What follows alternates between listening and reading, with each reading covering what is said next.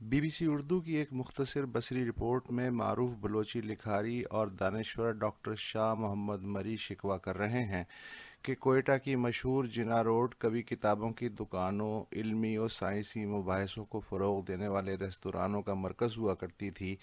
اب وہ چائے خانے غائب ہو گئے اور ان کے باہر چکن ٹکا لٹک گیا۔ پشاور صدر میں چند برس پہلے تک کتابوں کی 4 دکانیں تو میں نے خود گنی ہیں، سنا ہے اب بھی ایک باقی ہے۔ کراچی کے صدر میں کتابوں کی 10 دکانوں کے اندر خود میں نے قدم رکھا ہے۔ اب ریگل پہ صرف ایک دکان باقی ہے، جس کا محاصرہ گنے کے جوس کے ٹھیلوں اور الیکٹرانکس کی دکانوں نے کر رکھا ہے۔ جس کتاب بین کے پاس پیسے کم ہوں، اس کی رسائی ریگل کی فٹ پاتھ، فریئر ہال کے اتوار بازار، ناظم آباد چورنگی پہ ایستادہ واحد ٹھیلے اور یونیورسٹی روڈ پہ ایک کھلے میدان میں غیر قانونی طور پہ قائم چند کتابی کیبنوں تک ہے۔ یہاں زیادہ تر وہ پرانی کتابیں ملتی ہیں جن کے مالکوں کی اولاد باپ کی آنکھ بند ہونے کے تیسرے دن ہی کسی کتابی کباڑی کو فون کر دیتی ہے کہ آؤ اور سب کوڑیوں کے دام لے جاؤ۔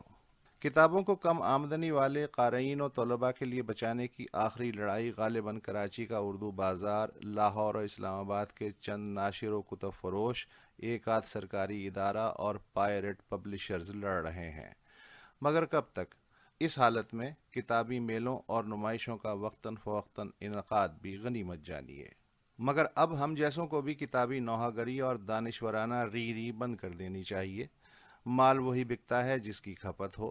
اب موبائل فون، الیکٹرانک گیجٹس اور کمپیوٹر گیمز سافٹ ویئرز کی خرید و فروخت کا دور ہے۔ مباحثوں کے امین سستے چائے خانوں کی بجائے برگر و پیزا شاپس، سجی ہاؤسز، جوس اور چکن ٹکے کا زمانہ ہے۔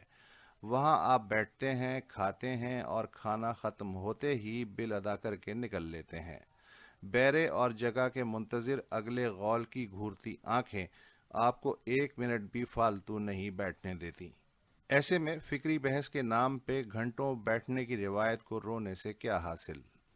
غریب و نیم متوسط طبقے کی دسترس سے سینما کب کا نکل چکا، نئی انگریزی کتاب کی خریداری کی لگژری بھی اشرافیہ کی گود میں بیٹھ گئی۔